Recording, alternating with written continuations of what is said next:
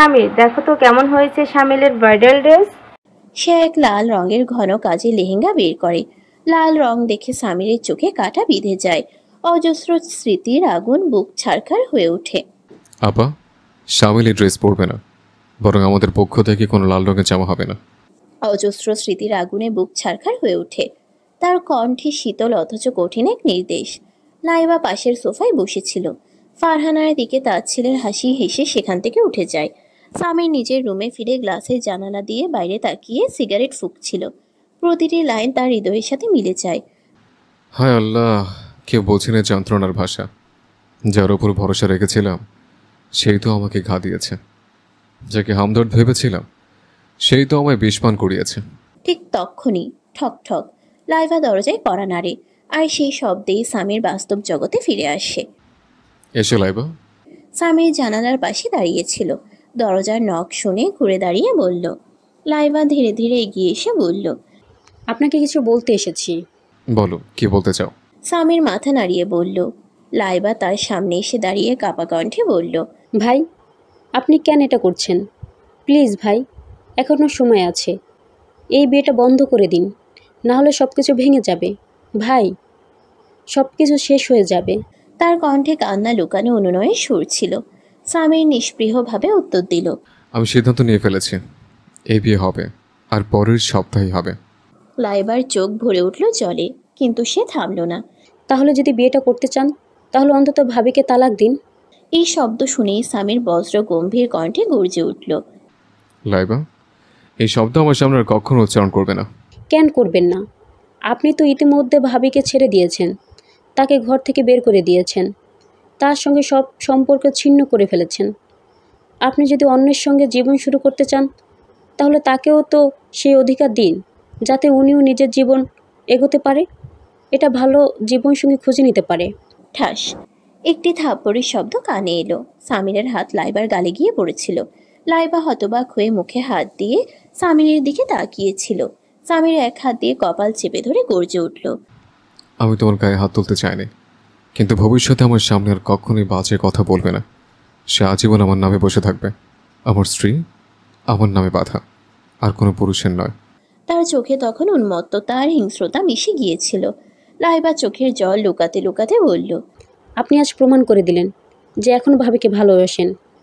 বাকেরের সত্য জানার পরও আপনি চুপ ছিলেন, আমাকে মারেননি, কিন্তু আজ ভাবিকে নিয়ে একটুখানি কথা শুনে আপনি আমাকে আঘাত করলেন। ভাবিকে অন্য কারোর সঙ্গে কল্পনা করতেই আপনার চোখ রক্তিম হয়ে গেল। হয়তো আপনি বিশ্বাস করেন না ভাবিকে, কিন্তু আমি করি। আমি জানি না সেই রাতে আপনাদের মাঝে কি ঘটেছিল, কিন্তু এটা জানি, যেদিন সত্য আপনার সামনে আসবে সেদিন আপনি ভাবির চোখের দিকে তাকাতে পারবেন না। লাইবা এসব বলে চলে গেল। সামির রাগে কাঁপতে কাঁপতে জানালায় খুশি মারল, মাহিরা, আমি তোমার সত্য জানি। তুমি কতটা নিচে নেমে গিয়েছো আমি জানি। তুমি আমার ভালোবাসার যোগ্য ছিলে না। আমি ঘৃণা করি তোমায়, হ্যাঁ, কেবল ঘৃণা। সে দাঁত চেপে বলল, তবু আমি তোমাকে কাউকে দেব না, না তোমাকে গ্রহণ করব, না তোমায় মুক্তি দেব। সারা জীবন তুমি আমার নামে আবদ্ধ থাকবে। সে নিজের চুল মুঠোয় চেপে ধরল। ঘৃণা করি তোমায়, শুধুই ঘৃণা। হঠাৎই সে নিজের কোট তুলে নিল, দ্রুত রুম থেকে বেরিয়ে গেল। কার পৌঁছে গিয়ে গাড়িতে উঠল এবং ইঞ্জিন স্টার্ট করে উন্মত্ত গতিতে বেরিয়ে গেল। কার পৌঁছে গিয়ে গাড়িতে উঠল এবং ইঞ্জিন স্টার্ট করে উন্মত্ত গতিতে বেরিয়ে গেল। আজ রাতে আবার হয়তো শহরের রাস্তা ধরে ঘন্টার পর ঘন্টা গাড়ি চালাবে, কারণ এই ঘরে তার দম বন্ধ হয়ে আসে। এই ঘর যে এখনও মাহিরার স্মৃতিতে ভরা।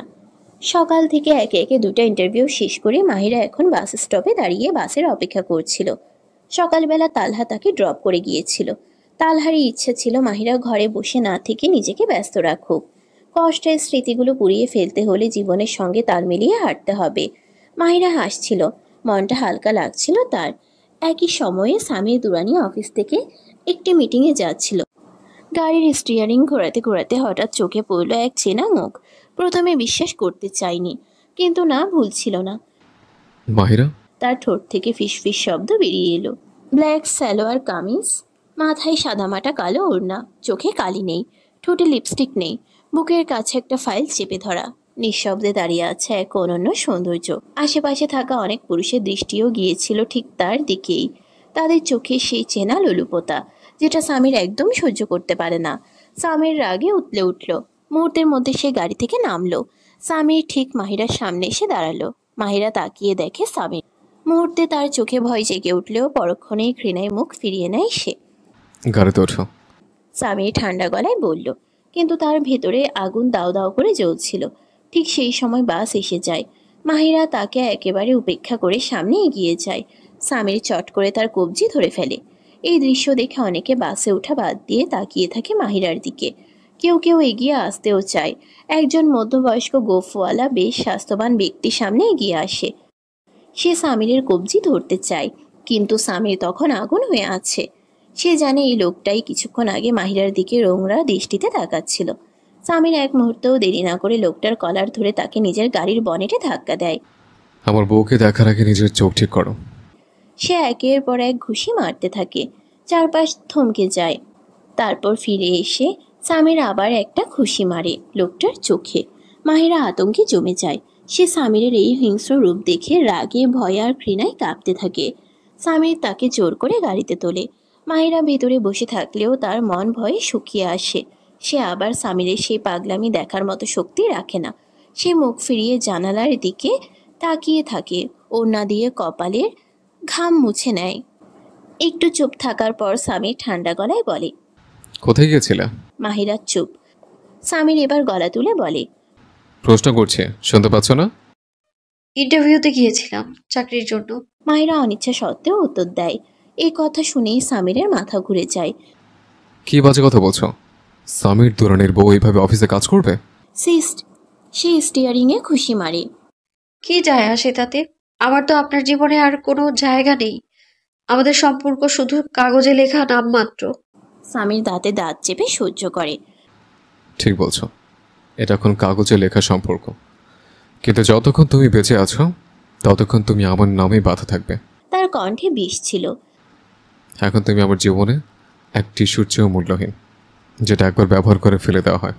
মাহিরার মুখে লজ্জা, অপমান আর রাগের লালচে ছাপ ফুটে ওঠে।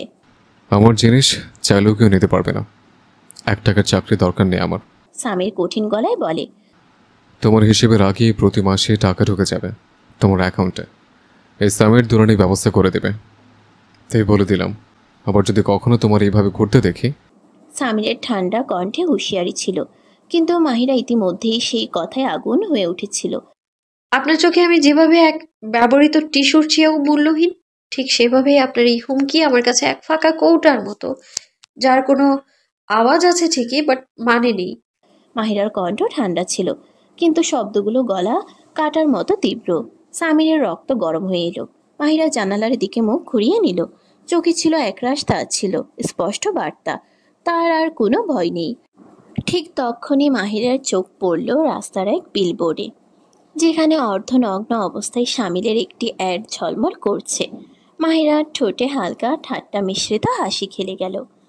মনে হয় আপনাকে আপনার ভবিষ্যৎ স্ত্রীর কিছু খেয়াল রাখতে হবে। সামিরও বিলবোর্ডের দিকে তাকালো, মুখ ঘুরিয়ে বলল, আমার তো কিছু যায় আসে না, করুক যা খুশি। তবে যখন সে বিবাহ করে আমার ঘরে আসবে তখন আমার ইচ্ছে মতো চলতে হবে। নিজেকে সামলে নেয় সে। গলা নরম হয় কিন্তু চোখে আগুন। সামির গাড়ি চালিয়ে মাহিরাকে তার বাড়ির সামনে নামিয়ে দেয়। মাহিরা নেমে যাচ্ছিল, হঠাৎ সামির বলে ওঠে, একটা কথা মনে রেখো, যদি আবার এইভাবে বাইরে। তার আগেই মাহিরা দরজা ধাক্কা দিয়ে খুলে কোনো কথা না বলে বাড়ির ভিতর চলে যায়। সামির স্থবির হয়ে বসে থাকে, মনে হয় কেউ তাকে চড় মেরে গেল। সামিরের চোখ লাল হয়ে ওঠে। তার ভেতরে মনে হচ্ছিল মাহিরা যেন চোখে চোখ রেখে তাকে বলে গেছে, তুমি আমার কাছে একটা রাক্ষসের চেয়ে বেশি কিছুই না। সামিরের মাথায় শুধু একটাই কথা, এই মেয়েকে আমি চাকরি করতে দেব না। দরকার হলে আমি তার জীবন শেষ করে দেব, কিন্তু আমার ইচ্ছার বাইরে যেতে দেব না। সকালে তালহা পুরোপুরি তৈরি ছিল অফিসে যাওয়ার জন্য, কিন্তু আজও মাহিরা ঘর থেকে বের হয়নি। তালহা অবাক হলো। কালো যে মেয়ে এত এক্সাইটেড ছিল চাকরির জন্য আসছে নিঃশব্দ। তালহা দরজায় নক করে ঘরে ঢুকে যায়। মাহিরা বিছানা থেকে উঠে আসে।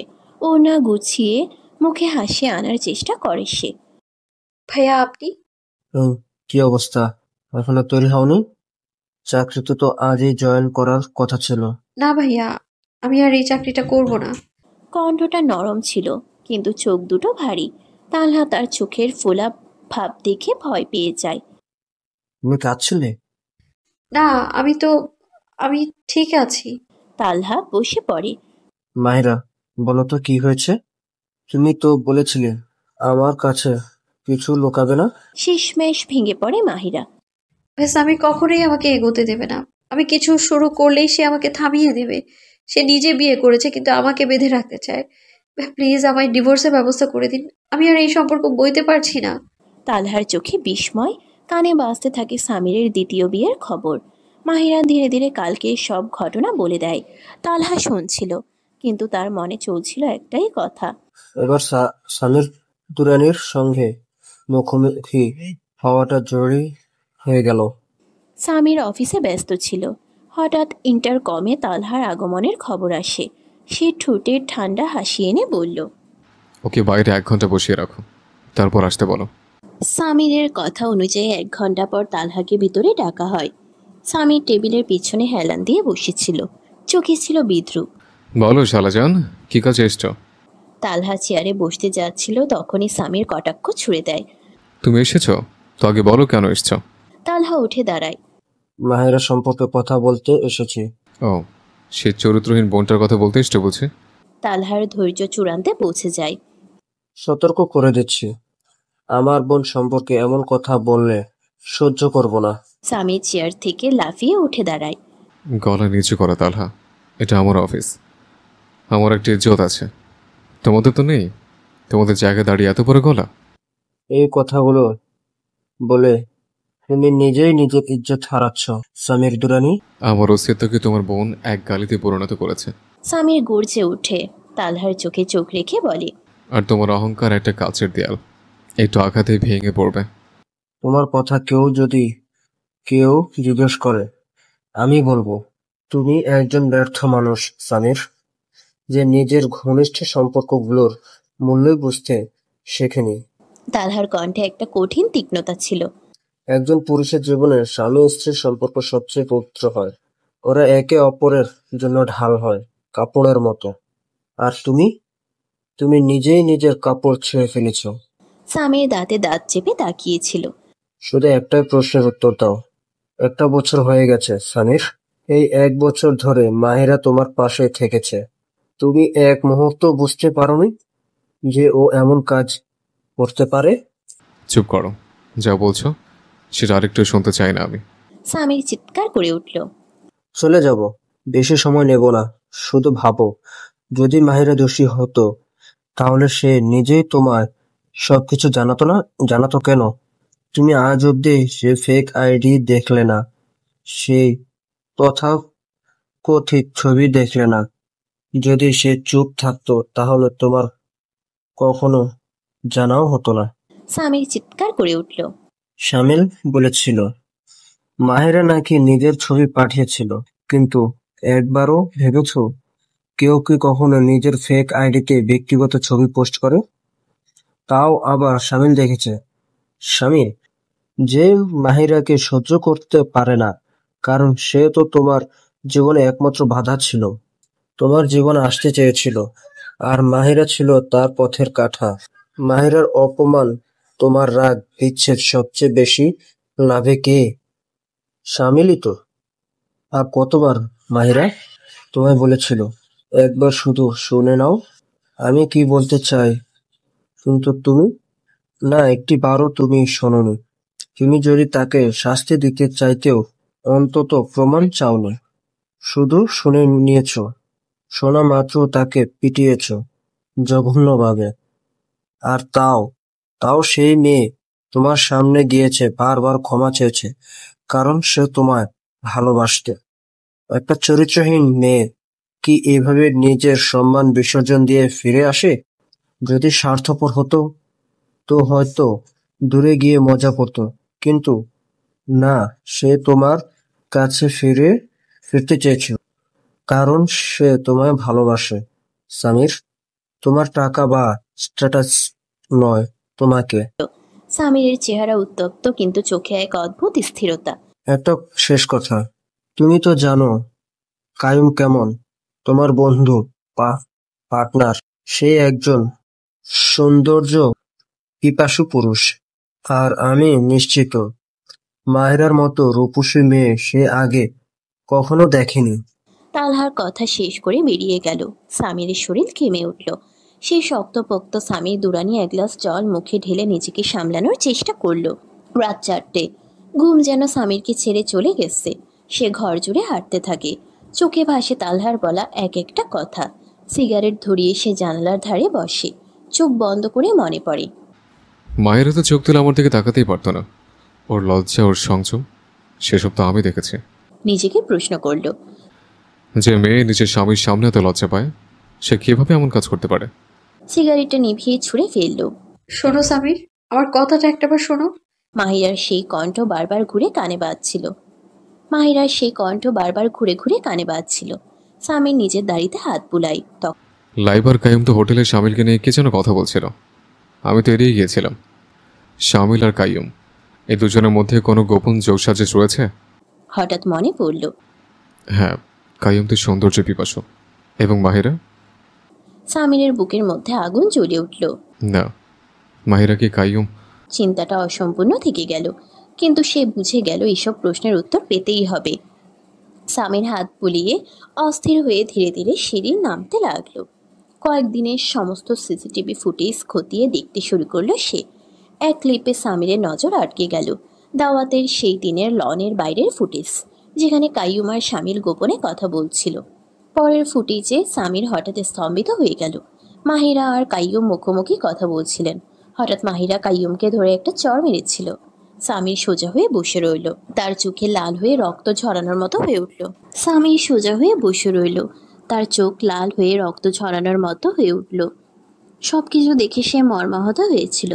আগের ফুটেজগুলো খতিয়ে দেখতে থাকলো সে। সাকিনা মাহিরার কাজের মেয়ে, মাহিরার ঘরের বাইরে দাঁড়িয়েছিল। তার মুখে ছিল উৎকণ্ঠার ছাপ। চারপাশ ঘুরে ঘুরে তাকাচ্ছিল। সামির জুম করলো বারবার। সামনে পিছনে দেখতে দেখতে বুঝতে পারলো সাকিনা হাতের ভেতর কিছু লুকিয়েছিল।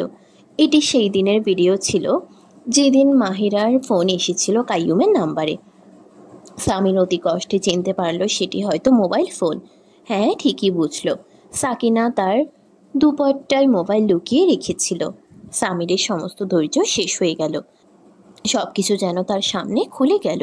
সে সমস্ত রেকর্ডিং বন্ধ করলো, হৃদয়কে আঁকড়ে ধরে ভাবল, আমার স্ত্রী আমার ঘরে তার সম্মান রক্ষা পাচ্ছে না, আর আমি এই ব্যাপারে অজানা ছিলাম। ভোরের আলো ফুটতেই সামির লাল চোখ নিয়ে তার দ্বিতীয় কোম্পানিতে গেল। সরাসরি কাইয়ুমের অফিসে গিয়েছিল, কিন্তু কাইয়ুম ছিল না। হয়তো ওয়াশরুমে গিয়েছিল। সামির তার টেবিলে কাইয়ুমের ফ্ল্যাটের চাবি দেখতে পেল। সে দ্রুত চাবিগুলো নিয়ে বাইরে বেরিয়ে এলো। সামিরের গাড়ি এখন কাইয়ুমের ফ্ল্যাটের দিকে যাচ্ছিল। সে ফ্ল্যাটে ঢুকে সরাসরি কাইয়ুমের রুমে গেল। সামিরের চোখ পড়ল কাইয়ুমের ল্যাপটপে। সে জানতো কাইয়ুমের ব্যক্তিগত তথ্য সেই ল্যাপটপেই আছে। সে ল্যাপটপ চালু করলো, কিন্তু পাসওয়ার্ড লক ছিল। কাইয়ুম লিখে সে চেষ্টা করলো, কিন্তু পাসওয়ার্ড ভুলের বার্তা এলো। কাইয়ুমের জন্ম তারিখ দিয়ে চেষ্টা করলো, তাতেও ল্যাপটপ খুলল না। কাঁপতে থাকা হাতে মাহিরা লিখল। এবার পাসওয়ার্ড গ্রহণ করলো। সামিরের বুক জ্বলে উঠল এক অগ্নি স্ফুলিঙ্গের মতো।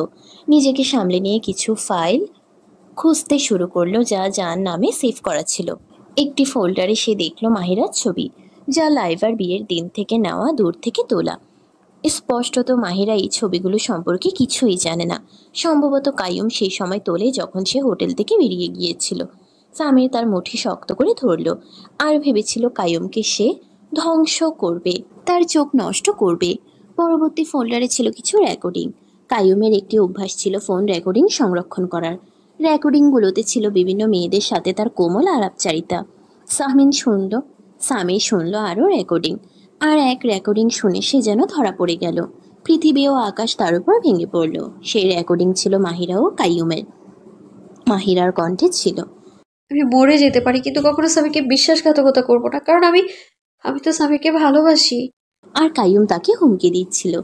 অনেক রেকর্ডিং ছিল যেখানে মাহিরা কাইয়ুম বোঝাচ্ছিল সে শুধুমাত্র তার ছোটবেলায় ভুল বুঝে তার সঙ্গে কিছু সময় কথা বলেছিল, কখনোই ভুল কাজ করেনি, শুধু বন্ধু হিসেবেই দেখেছে।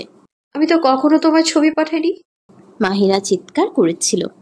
হ্যাঁ, তুমি জানো, আমি জানিনি তুমি কখনো আমাকে ছবি পাঠাওনি, কখনো আমার সঙ্গে খারাপ কথা বলনি, কিন্তু এটাই স্বামীর জানে না, তাই না? কাইয়ুম হাসছিল। মাহিরা তাকে বিনীতভাবে অনুরোধ করছিল, দয়া করে এমন করো না।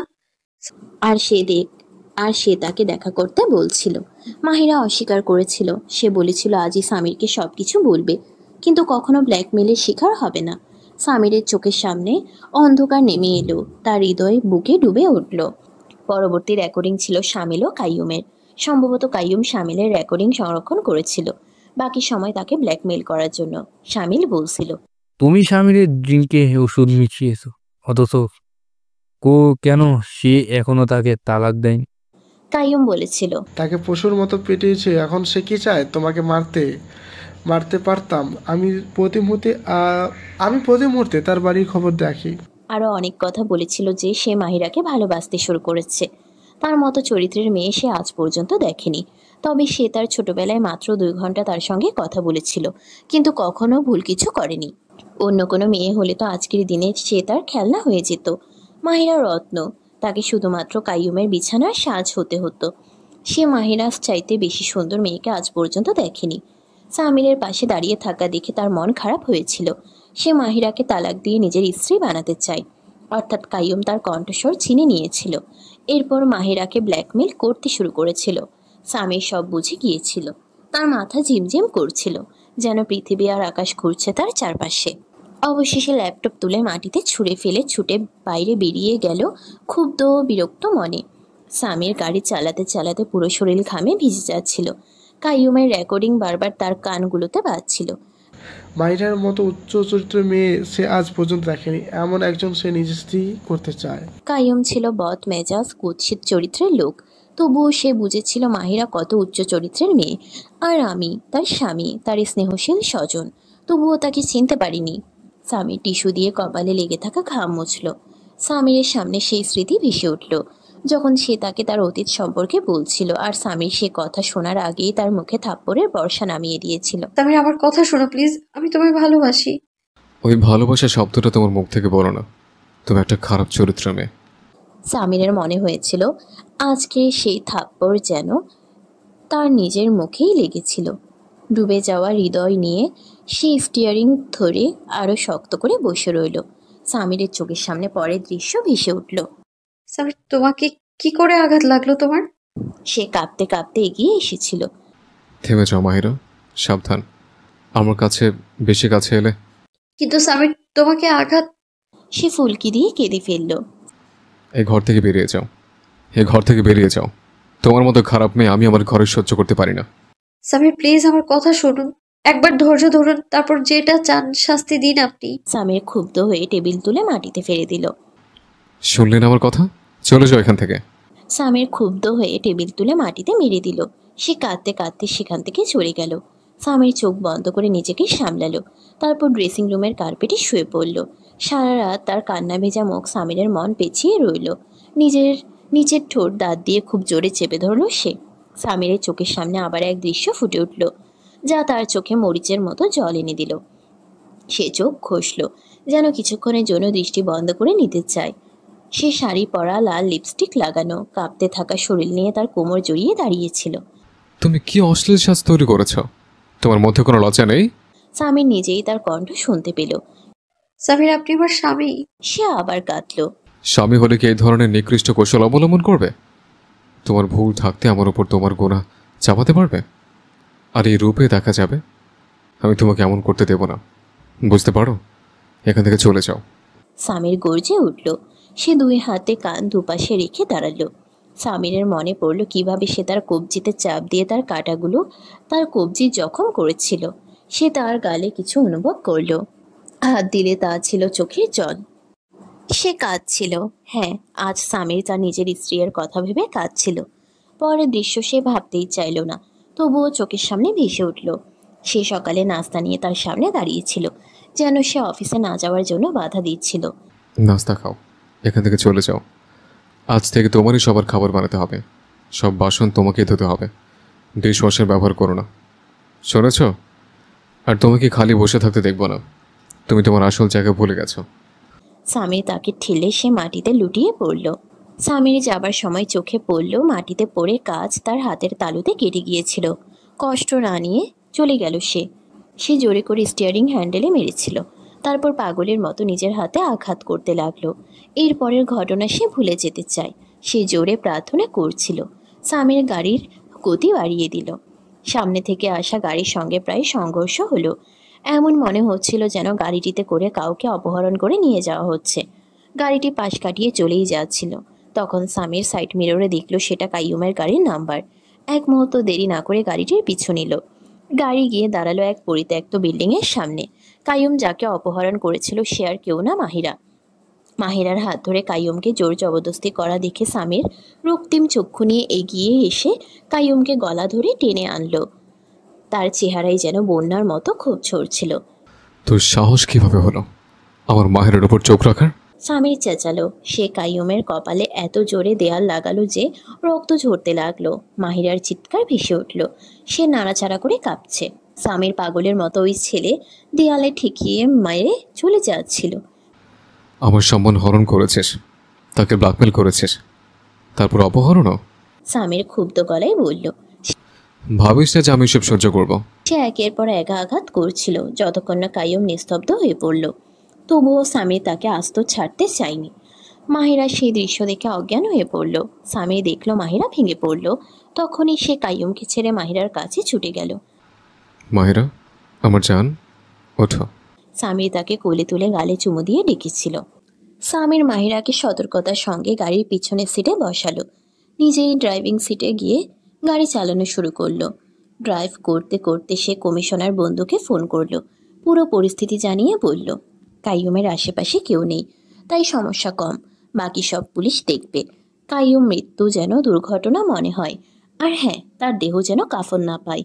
ফোন কেটে দিয়ে সে মনে মনে শত্রুদের জন্য আরও ঘৃণা জমাচ্ছিল। সামির তালহাকে ফোন করে জানালো যে মাহিরা নিরাপদে আছে। ফোন কেটে দেওয়ার পর নিজের ফোন বন্ধ করে দিল, যেন কেউ তাদের বিরক্ত করতে না পারে। সামির মাহিরাকে যত্ন করে গাড়ি থেকে নামিয়ে ঘরে নিয়ে গিয়েছিল। ধীরে ধীরে শাল খুলে দিয়ে তার ক্ষত বিক্ষত হাতটা দেখে চোখে রক্তস্রোত এসে পড়ল সামিরের। কাইয়ুম তাকে এই অবস্থায় দেখতে পেয়েছিল। মাহিরা তখন গোলাপি ড্রেস পরেছিল, যা সামিরের কাছে বিষের মতো মনে হচ্ছিল।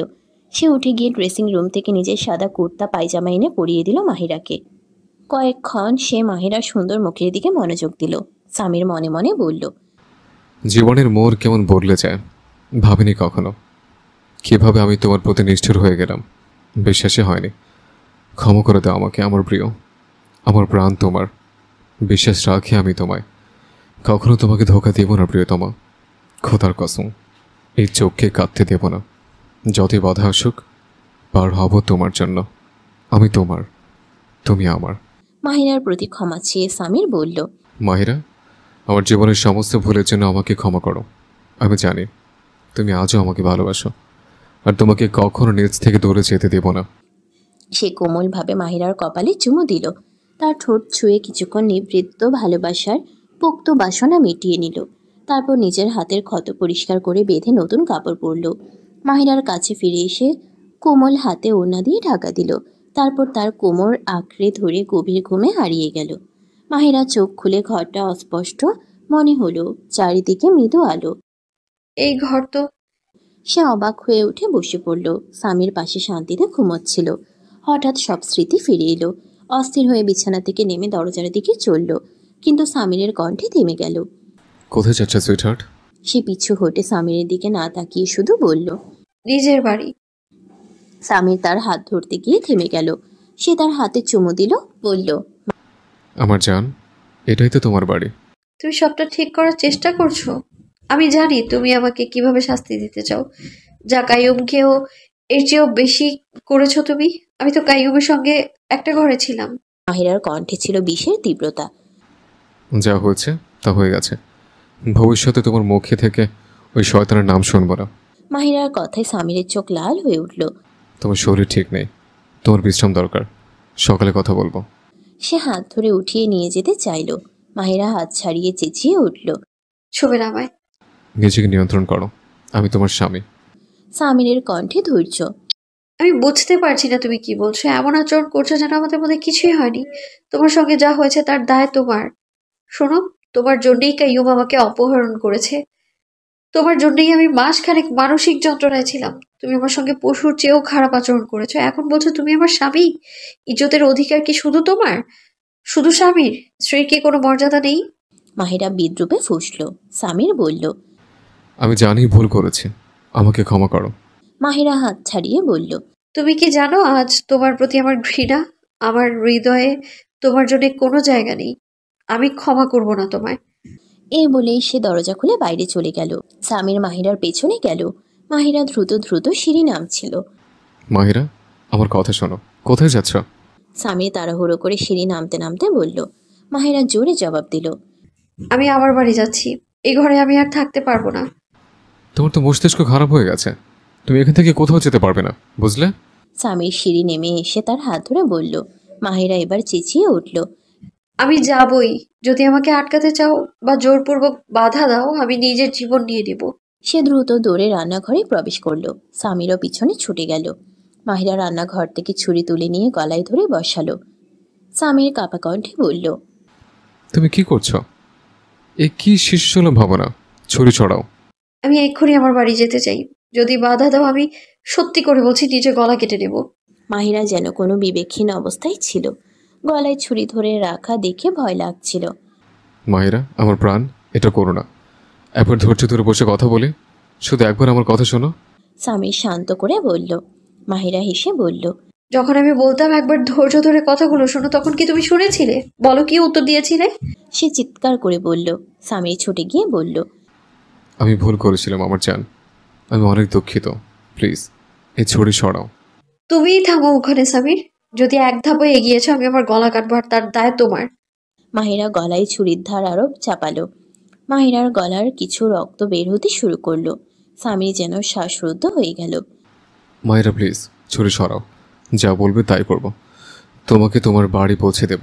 সামির ভয়ে কাঁপতে কাঁপতে বলল। থামো, আমি তোমার শাল আনছি।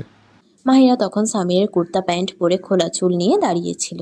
সামির উঠে গিয়ে তার জন্য গরম শাল নিয়ে এলো এবং তাকে চাপিয়ে দিল। মাহিরা নির্লিপ্ত মুখে সেটি নিল। সামির মাহিরাকে কোলে নিয়ে বাইরে গাড়ির দিকে এগোলো। গাড়ি চালাতে চালাতে সামির মাহিরার দিকে তাকালো, যে কাঁধে শাল ঝুলিয়ে নিরুদ্দেশ মুখে বসেছিল। সে গভীর নিঃশ্বাস ফেলল। সবকিছু তার নিয়ন্ত্রণ থেকে বেরিয়ে যাচ্ছে মনে হচ্ছিল। সেসব যা সে খুব সহজ মনে করছিল। মাহিরার এই জেদি রূপ প্রথম দেখল সে। অবশেষে সামির মাহিরাকে তার বাড়িতে পৌঁছে দিল। মাহিরা চুপচাপ গাড়ি থেকে নেমে সামিরের দিকে না তাকিয়ে এগিয়ে গেল এবং গেটের বেল বাজালো। তালহা গেট খুলে দিলে সে চুপচাপ ঘরে ঢুকে গেল। মাহিরাকে নিচ থেকে দূরে যেতে দেখে সামিরের মন কেঁদে উঠল। সে গভীর নিঃশ্বাস ফেলে একটি পরাজিত অনুভূতির সঙ্গে গাড়ির ইঞ্জিন স্টার্ট করলো। মাথায় অগোছালো ক্লান্তি নিয়ে। 2 বছর পর। হে আল্লাহ, এ জীবনে কেউ কাউকে কখনো মিথ্যে প্রেম না দেখাক, কাউকে কখনো বেদনা না দিক। আর এই হৃদয়ের আগুন, হে প্রভু, সকলকে সত্যিকারে ভালোবাসার মানুষ দাও। অফিসের গ্লাস ডোরের পাশে সে দাঁড়িয়েছিল। চোখ মেঘলা, মনে অস্পষ্ট এক গভীর আবেগে ডুবে। হাতে ধূমপানের সিগারেট, যা তার আঙুলগুলোকে জ্বালাচ্ছিল, কিন্তু সে তা টেরও পায়নি। চোখের লালিমা যেন তার রক্তের রং। রাতের অন্ধকার চারদিকে ছড়িয়ে পড়ছিল। বাতাস ছিল ঠান্ডা, তবু তার শরীরে যেন শীতলতা না লেগেছিল। অদ্ভুত লাগছিল যে সে সাধারণ পোশাকে জিন্স আর শার্ট পরে দাঁড়িয়ে আছে। জীবিত থাকার জন্য অনুভূতি থাকা জরুরি, কিন্তু সে মন মারা শরীর ছিল। শ্বাস প্রশ্বাস নেই, হৃদয় ছিল কিন্তু ধড়কন নেই। সে অনন্তকাল সেই ভাবনায় হারিয়েছিল, নিজের সুখ দুঃখের হিসেব করছিল। হঠাৎ ফোনের ঘন্টা তাকে অতীত থেকে টেনে নিয়ে এলো। নাম্বার দেখে অনিচ্ছাকৃত ফোন ধরল। ফোনের ওপাশ থেকে ফারহানার কণ্ঠ। কেমন আছো স্বামীর? কি করে ভালো থাকা যায় আপা? সামিরের কণ্ঠে ব্যথা মিশেছিল। শুনে ফারহানা অশ্রু ধরে রাখতে পারল না। স্বামীর 2 বছর পেরিয়ে গেছে, আজ অন্তত বাড়ি ফিরে আসো। ফারহানা অনুরোধ করলো। সামির অস্বীকার করলো। আপা, আমাকে জোর করবে না, আমি আসতে পারবো না। আমাদের অনেক ভালো স্মৃতি আছে এখানে। ফারহানার কণ্ঠে অনুরোধ ও বিষাদের মিশেল। ভালো স্মৃতি থাকলে মন্দ স্মৃতিও আছে। এই বাড়িতে কারো কান্নার কারো নির্মমতা লোকে আছে। সামির বলল এবং কাঁপতে থাকা হাতে টেবিলে আঘাত করলো। ফোন রেখে দিল, চেয়ারে বসলো, চোখ বন্ধ করলো। সে যে মুখাবয়ব চোখের পলক ফাঁকেতেই ভেসে উঠল, সে মুখ যার চেহারা কখনো ভোলা যায় না। হঠাৎ দরজায় ঠকঠক আওয়াজ হলো, একজন লোক ঢুকলো। সামিরকে দেখে মৃদু হেসে বলল, ভালো ছিল ইন্টারভিউ। আসলে আমি চাকরিটাও পেয়ে গেছি, কিন্তু ভাই ওই মানুষটা একদম আলাদা ধরনের ছিল। মাহিরা কোনো ভাবনায় ডুবে হঠাৎ বলল। তালহা ভ্রু তুলে প্রশ্ন করলো, কি বলছো? সেই ব্যাপারটা কি? অর্থাৎ এমন মানুষ খুব কমই দেখেছি। একদম সরল, খাটানো কথা বলে, যেমন ভেতর থেকে তেমনি বাইরের আচরণ। মাহিরার চোখ মনে পড়ল, খুব পরিষ্কার ও স্বচ্ছ ছিল। ওটা তো ভালো কথা, আজকাল এমন মানুষ পাওয়া যায়। তুমি তো যোগদান করছো। তালহা মাহিরাকে দেখল যে কোনো এক ভাবনায় ডুবেছিল। মাহিরা অবসন্নভাবে উত্তর দিল, জানি না ভাই, কিছু বুঝে উঠতে পারছি না। দেখো মাহিরা, তুমি 2 বছর ধরে এইভাবে বাড়িতে বসে আছো। তোমাকে এগোতে হবে। ফাঁকা থাকবে তুমি। কখনো তোমার অতীত থেকে পালাতে পারবে না। তোমাকে ব্যস্ত থাকতে হবে। তালহা বোঝানোর চেষ্টা করলো। মাহিরা কষ্ট করে বলল, আমি যতই যাই আমার অতীত আমায় ছাড়বে না। পালাবে না তোমার অতীত, যতক্ষণ না তুমি নিজেই নিজেকে ছাড়িয়ে দাও। তুমি এই চাকরিটা করছো খান গ্রুপ অফ ইন্ডাস্ট্রিজ, খুব নামকরা কোম্পানি। আর মুরাদ খান খুব ভালো মানুষ। আমি 1-2 বার তার সঙ্গে ব্যবসায়িক পার্টিতে দেখা করেছি। আমার মনে হয় এটা তোমার জন্য খুব বড় সুযোগ। তালহার কথায় মাহিরা মাথা নেড়ে সম্মতি জানালো। দৃশ্যান্তর, মুরাদ খান রান্নাঘরে কফি বানাচ্ছিলেন, গুনগুন করছিলেন, ভালো মেজাজে ছিলেন। আজকে মেজাজ খুব ভালো আছে আমার ছেলের। সিকান্দার খান রান্নাঘরে মুরাদ খানকে কফি বানাতে দেখে খুব অবাক হয়েছিল। আপনি কবে আসলেন? মুরাদ খান কফি রেখে সিকান্দারের দিকে তাকালেন। তুমি যখন গুনগুন করেছিলে তখনই এসেছিলাম। সিকান্দার খান এখনো বিস্ময়ে ছিলেন। মুরাদ খান অনেকদিন পর রান্নাঘরে এলেন এবং দীর্ঘ সময় পর এত ভালো মেজাজ দেখালেন। সাধারণত তিনি শুধু হেসেই সন্তুষ্ট থাকতেন, তিনি প্রকাশ করতেন না, কিন্তু সিকান্দার খান জানতেন তার অন্তরে কত ব্যথা লুকানো আছে। মোনা, মুরাদ খানের স্ত্রী, যিনি তাকে একজন পুরনো প্রেমিকের জন্য ত্যাগ করে চলে গিয়েছিলেন, অনেকদিন তাকে প্রতারণা করেছেন। মুরাদ খান যখন জানলেন তিনি মোনাকে তালাক দিয়ে দিয়েছেন, এমনকি পাওনা হিসেবে অনেক সম্পত্তি দিয়েছিলেন, মুরাদ খান বলতেন না, কিন্তু মোনার বিশ্বাসঘাতকতা তাকে ভিতর থেকে ভেঙে দিয়েছে। কিন্তু আজ অনেকদিন পর মুরাদ খান অনেক ভালো মেজাজে ছিলেন। মুরাদ খান কফির কাপ সিকান্দার খানের দিকে বাড়িয়ে দিলেন এবং কফির কাপ হাতে নিয়ে লিভিং রুমের সোফায় বসলেন। বাবা, আমি একটা কথা বুঝতে পারছি না। অনেক মুখের সৌন্দর্য আমাদের ততটা মুগ্ধ করে না যতটা করে তাদের নির্দোষতা, সত্যতা ও পবিত্রতা মুগ্ধ করে। সিকান্দার খান মুরাদ খানের কথায় গভীর হাসি দিলেন। কি ব্যাপার, কোন মুখ তোমাকে মুগ্ধ করেছে? সিকান্দার খান খুশি বিস্ময়ে ছিলেন। মুরাদ খান থেকে অনেক বছর পর তার মুখে কোনো মেয়ের কথা শুনছিলেন। বাবা, সে মুখটা খুব সুন্দর ছিল, এত সুন্দর যে চোখ আটকে যায়, কিন্তু তার চোখগুলো খুব স্বচ্ছ ছিল আর তাতে একরাশ ব্যথাও ছিল। মুরাদ খান ভাবনায় ডুবে বলছিলেন। সিকান্দার খান মুরাদ খানের কথায় সোজা হয়ে বসে বললেন, কি বলছো তুমি? বাবা, আমি আজ তাকে দেখেছি এবং এক মুহূর্তে তার মুখের বন্দি হয়ে গেছি। মনে হয় সে শুধু আমার জন্যই তৈরি আর আমি তার জন্য। মনে হয় আমাদের মধ্যে খুব গভীর সম্পর্ক রয়েছে, হয়তো সেই ব্যথার সম্পর্ক যা আমাকে তার সঙ্গে জোড়ায়, জানি না কি, কিন্তু আমি তাকে ভুলতে পারছি না। মুরাদ খানের চোখে আবেগের ঝড় বইছিল। সিকান্দার খান তাকে বকছিলেন। মুরাদ, তুমি বলেছিলে মোনার পরে তুমি আর কাউকে বিশ্বাস করবে না। তিনি চুপি চুপি মুরাদের জন্য খুব খুশি হচ্ছিলেন। অনেক বছর পর মুরাদের মুখে খুশির ঝলক দেখেছিলেন, তবে তিনি চাইছিলেন এটা শুধু ক্ষণস্থায়ী উত্তেজনা হোক না। তিনি দেখতে চাচ্ছিলেন মুরাদের হৃদয়ে প্রেমের কুড়ি ফুটেছে কিনা, অথবা মুরাদের হৃদয় বিশ্বাস করে কিনা, কারণ যে সম্পর্ক বিশ্বাস ছাড়া হয় না তা মরুভূমির বালুর মন্ডের মতো ভেঙে যায়। মুরাদ খান হেসে উঠলেন সিকান্দার খানের কথায়। বাবা, তাকে দেখে তো মনে হয় সারা পৃথিবীকে বিশ্বাস করব। সে তো বিশ্বাস করার জন্যই তৈরি। কেউ যদি আমাকে তার সৌন্দর্য বর্ণনা করতে বলে, আমি বলবো এই শব্দগুলো তার জন্য। বিশ্বাস, লজ্জা, পবিত্রতা, অ্যাঞ্জেল, এই শব্দগুলো তার জন্যই। মুরাদ খানের চোখের পর্দায় মাহিরার মুখ ভেসে উঠল। মুরাদ খানের লাল ঠোঁট নিজেই হাসতে শুরু করলো। তবে মুরাদ, তুমি ভালো করে চিন্তা করো। আমি চাইছি না তুমি আহত হও, আর তোমার জন্য কেউ আহত হোক, ঠিক আছে না? বাবা, আমি জানি তুমি কি বলতে চাও। তোমার কি মনে হয় আমি মোনার ভুলের শাস্তি কাউকে দেব? বাবা, দুর্বল হয় সেই পুরুষ যে কাউকে অন্যের ভুলের শাস্তি দেয়, এবং সেটা যদি হয় একজন নারীকে। আমার কাছে তারা পুরুষই নয়, অথবা তারা তাদের ভালোবাসার উপর বিশ্বাস রাখে না। বিশ্বাসই তো প্রেমের ভিত্তি। যেখানে বিশ্বাস নেই সেখানে প্রেমও মাটির ইটের মতো ভেঙে যায়। মোনাকে নিয়ে যখন কথা, আমি তাকে শাস্তি দেইনি তো অন্য কাউকে কি দেব? মুরাদ খান গম্ভীরভাবে বললেন। সিকান্দার খান তার ছেলের উপর গর্ব করলেন। পরের দিন মিস মাহিরা, আপনি প্রস্তুত তো? মুরাদ খান মাহিরার কেবিনে এসে গভীর চোখে তাকিয়ে জিজ্ঞেস করলেন। মাহিরা তখন ব্লু কালারের স্যাম্পল থেকে তৈরি ফ্রক পরেছিল, যার গলায় ছোট ছোট কাচের মণি জড়ানো ছিল। মেকআপে কেবল লিপস্টিক মাখা ছিল। মাহিরা চেয়ার থেকে উঠে বলল, জি স্যার, আমি প্রস্তুত। তুমি কি নিশ্চিত? তুমি কি প্রস্তুত?